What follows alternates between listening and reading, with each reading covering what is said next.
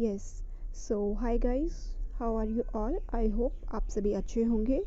और आज हम बात करने वाले हैं कि जो आपका यूपीएससी का जो एग्ज़ाम होता है, प्रीलिम्स और मेंस, दो स्टेजेस में आपका एग्ज़ाम, वैसे इंटरव्यू भी है, लेकिन हम बात करेंगे एनसीईआरटी से स्पेसिफिक। तो एनसीईआरटीज़ जो हैं वो यूपीएससी के लिए, यूपीएससी के एग्ज़ाम के लिए एनसीईआरटीज़ क्या रोल प्ले करती हैं और किस तरीके से वो हेल्पफुल रहती हैं हमारे प्रीलिम्स में एज़ वेल एज़ हमारे मेंस के लिए। ठीक है, तो आखिर एनसीईआरटीज़ पढ़नी भी चाहिए या फिर उनको अवॉइड करके भी हम अपने एग्ज़ाम को क्रैक कर सकते हैं, या अगर एनसीईआरटीज़ हम रीड करें तो हम कैसे उनको पढ़ें, या हम मतलब उनको पूरा डिटेल में एनालिसिस करें, या फिर कुछ एक इम्पॉर्टेंट चीज़ें पढ़ें सिर्फ, या कैसे क्या। तो वो सारी बातें आज हम करेंगे।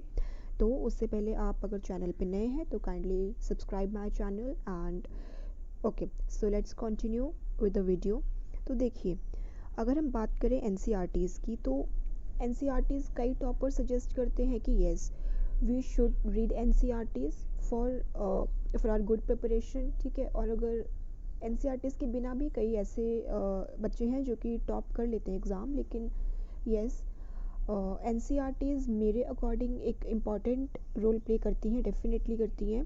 क्यों करती हैं? क्योंकि देखिए, पहला रीज़न क्या है, जो आपकी एनसीईआरटीज़ हैं वो एक आपका स्ट्रॉन्ग फाउंडेशन क्रिएट कर देती हैं। ठीक है, स्ट्रॉन्ग फाउंडेशन।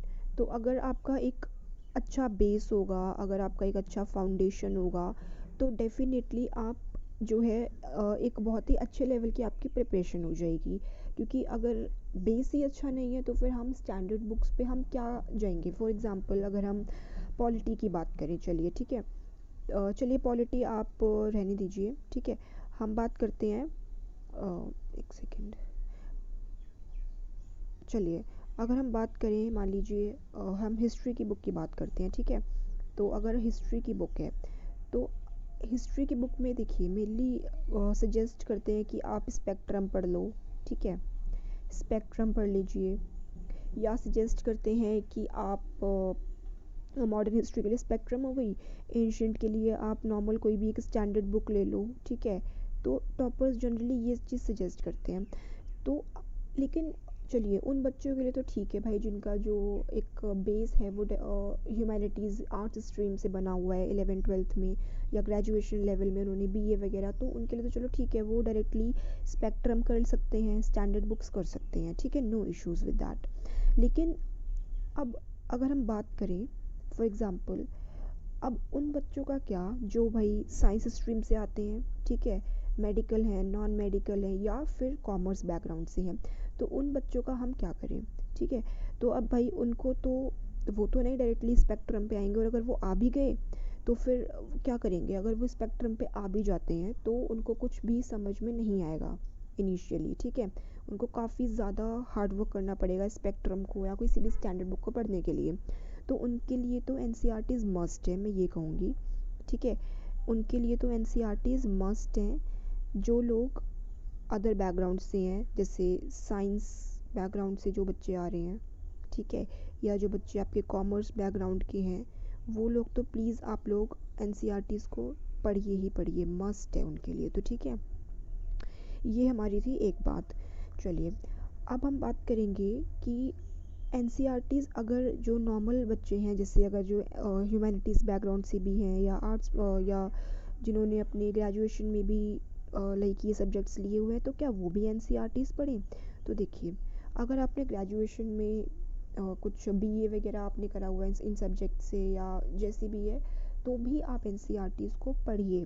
क्यों पढ़िए आप एनसीईआरटीज़? क्योंकि हमें बहुत टाइम हो चुका होता है अपने स्कूल से, या अपने स्कूल में 11th-12th में, या अप टू 10th की जो अप टू 10th की जो एनसीईआरटीज़ हैं, या क्लास 11th और क्लास 12th की भी जो आपकी एनसीईआरटीज़ हैं, ठीक है, क्लास 11th और जो क्लास 12th की एनसीईआरटीज़ हैं वो तो बहुत ही इंपॉर्टेंट हैं।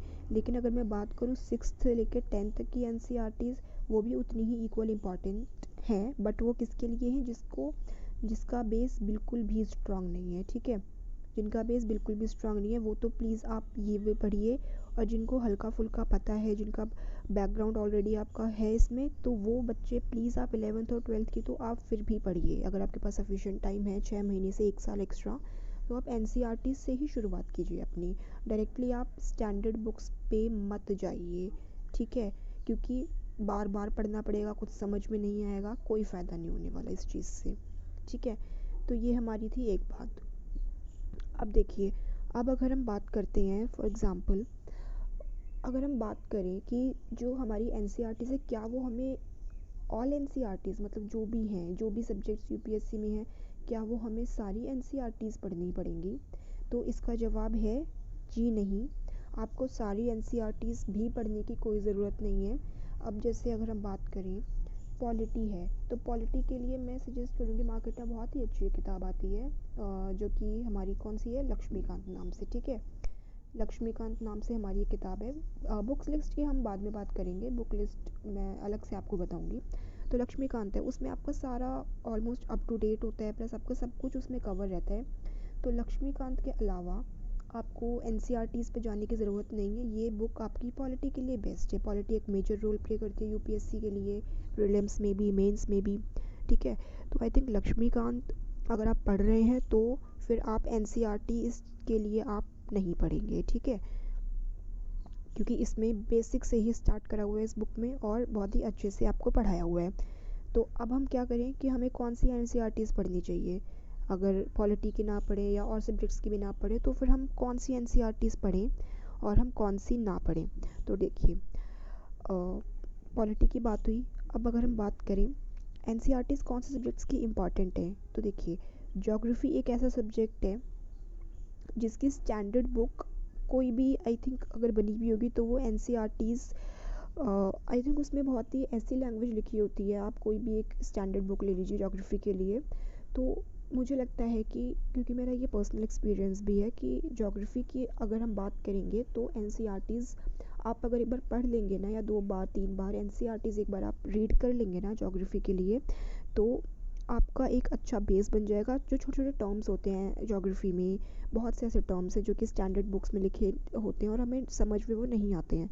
तो एनसीईआरटीज़ पढ़ के हमें ये चीज़ एटलीस्ट क्लियर हो जाएगी कि अच्छा ये क्या होता है, ये क्या होता है और ये क्या होता है, ठीक है। कई सारे ऐसे टर्म्स उसमें मैंशनड हैं। तो ज्योग्राफी की बुक आप डेफिनेटली एनसीईआरटी ज्योग्राफी के लिए आप ज़रूर पढ़ें। और क्लासेस मैं बता देती हूँ, अगर आपके पास बहुत टाइम है, अगर आप काफ़ी जल्दी प्रिपरेशन स्टार्ट कर रहे हैं तो आप क्लास 6 से लेके आप पढ़ लीजिए 12th तक।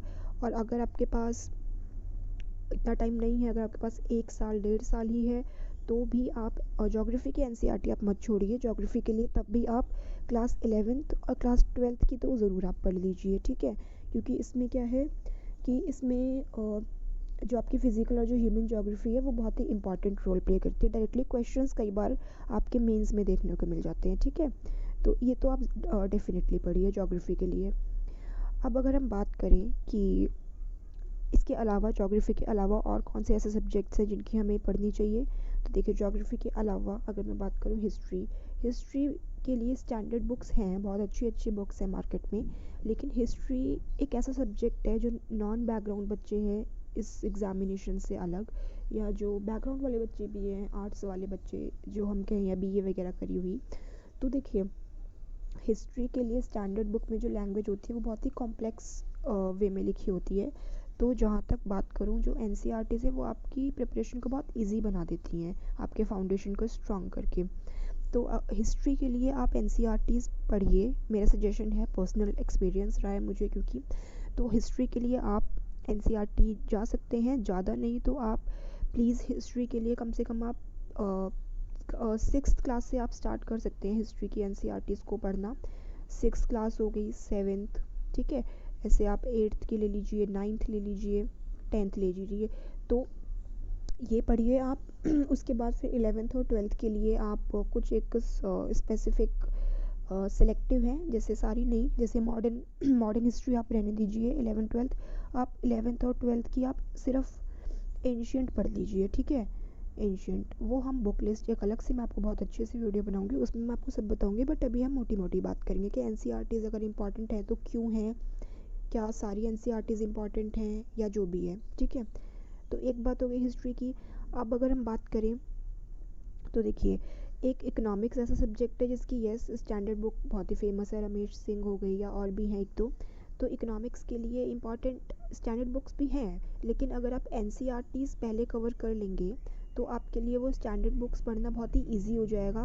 फिर आप सिलेक्ट कर पाएंगे स्टैंडर्ड बुक्स में से कि मुझे क्या पढ़ना है, मुझे क्या नहीं पढ़ना, क्या एनसीईआरटी में मैंने ईजिली कवर कर लिया है, क्योंकि टर्म्स बहुत सारे हैं इकोनॉमिक्स में, ठीक है।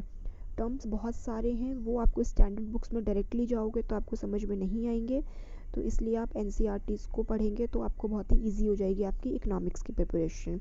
नेशनल इनकम हो गया, क्वेश्चंस आते हैं, ठीक है, या और भी कई सारी चीज़ें हो गई, मतलब बहुत सारे टर्म्स हैं इकोनॉमिक्स में। तो वो ईजिली आपके एनसीईआरटीज़ आपकी डेफिनेटली कवर करेगी, ठीक है।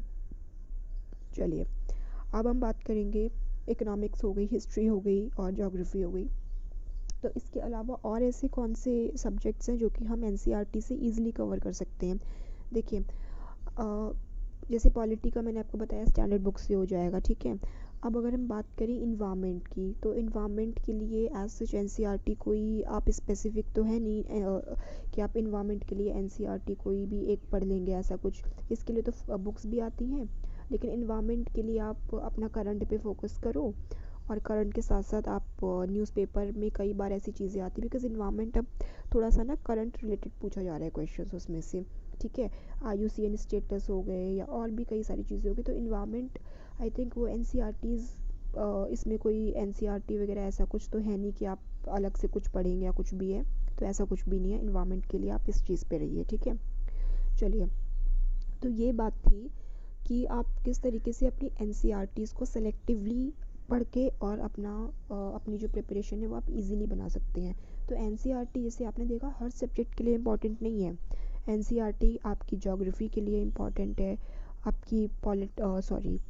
आपकी हिस्ट्री के लिए एनसीईआरटी इम्पॉर्टेंट है, ठीक है।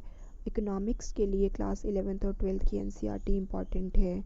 और बाकी हम एक अलग से नई वीडियो लाएंगे, उसमें मैं सारी एक बहुत ही अच्छे से आपको बुक लिस्ट के साथ आपको बताऊंगी, क्लास में मेंशन करके कि आपको कौन सा पढ़ना चाहिए, कौन सा आपको अवॉइड करना चाहिए, क्या इनफैक्ट मैं आपको चैप्टर्स भी बताऊंगी कि कौन से आपको पढ़ने चाहिए, कौन से आपको अवॉइड करने चाहिए, ठीक है। और एक और है, जैसे एक सब्जेक्ट है आपका आर्ट एंड कल्चर, ठीक है। तो आर्ट एंड कल्चर के लिए अगर मैं बात करूँ, तो देखिए आर्ट एंड कल्चर के लिए आप की एक किताब आती है फाइन आर्ट्स। वैसे तो आर्ट एंड कल्चर के लिए और भी स्टैंडर्ड बुक्स तो हैं ही हैं, ठीक है, लेकिन उसके लिए आप एनसीईआरटीज़ की हम क्योंकि बात कर रहे हैं, तो आप फाइन आर्ट्स की बुक आती है क्लास 11th की, ठीक है। वो तो आप ज़रूर पढ़िए, चाहे आप अपनी प्रिपरेशन जल्दी स्टार्ट कर रहे हैं या आपके पास बहुत टाइम है, जैसे भी है। तो क्लास 11th की वो तो आपको पढ़नी ही है, वो प्रीलिम्स पॉइंट ऑफ व्यू से भी बहुत इंपॉर्टेंट है, और आपकी मेंस में भी कई बार क्वेश्चंस उसमें से पूछे जाते हैं। तो ये बात थी हमारी एनसीईआरटीज़ की कि आखिर हमें पढ़नी चाहिए, क्यों नहीं पढ़नी चाहिए, तो क्या नहीं पढ़ना चाहिए, या पढ़े तो हम क्या पढ़ें। बच्चों को बहुत कन्फ्यूजन रहती है कि एनसीईआरटीज़ में अपना कहीं टाइम तो वेस्ट नहीं कर रहे। तो देखिए ये कुछ एनसीईआरटीज़ ऐसी हैं जिनमें आप अपना टाइम नहीं वेस्ट करेंगे, बल्कि आप अपना एक बेस आपका स्ट्रॉन्ग ही बनेगा कहीं ना कहीं। जो ये सब्जेक्ट्स मैंने मेंशन किए हैं, ये तो अगर आप करेंगे तो स्टैंडर्ड बुक्स आपको बहुत ही कम टाइम में आप उनको भी इजीली कवर कर सकते हैं, ठीक है। तो ये बात थी हमारी कुछ एक सब्जेक्ट्स की जो मैंने आपको बताया कि यस आप इनकी एनसीईआरटीज़ आप पढ़ लें तो definitely it will be beneficial for you guys. और इसके अलावा हम नेक्स्ट वीडियो जो भी आएगी उसमें मैं आपको बुक लिस्ट बताऊंगी कंप्लीट कि एनसीईआरटीज़ हम कौन कौन से अच्छे से कवर कर सकते हैं, ठीक है, और कौन कौन से सब्जेक्ट्स की बुक्स को हम पढ़ के अच्छे से हमारा जो है टाइम भी बचे और हम इजीली, जैसे अगर मैं हिस्ट्री बताऊंगी तो हिस्ट्री में आपको मैं चैप्टर्स बताऊंगी कि आप कौन सा छोड़ सकते हैं, कौन सा आप कर सकते हैं कवर एनसीईआरटी में से, मैं आपको वो सब भी बताऊंगी, ठीक है। तो चलिए दैट्स ऑल फॉर टुडे, और आई होप आपको ये बात क्लियर हुई होगी कि एनसीईआरटीज़ ज़रूरी हैं या नहीं हैं, या कितनी ज़रूरी हैं, क्या क्या ज़रूरी हैं सब्जेक्ट्स। तो आई होप आपको ये सब कुछ क्लियर हुआ होगा, और वीडियो अगर आपको पसंद आई है तो प्लीज़ आप सब्सक्राइब करिए। That's all in this video guys, and thank you so much.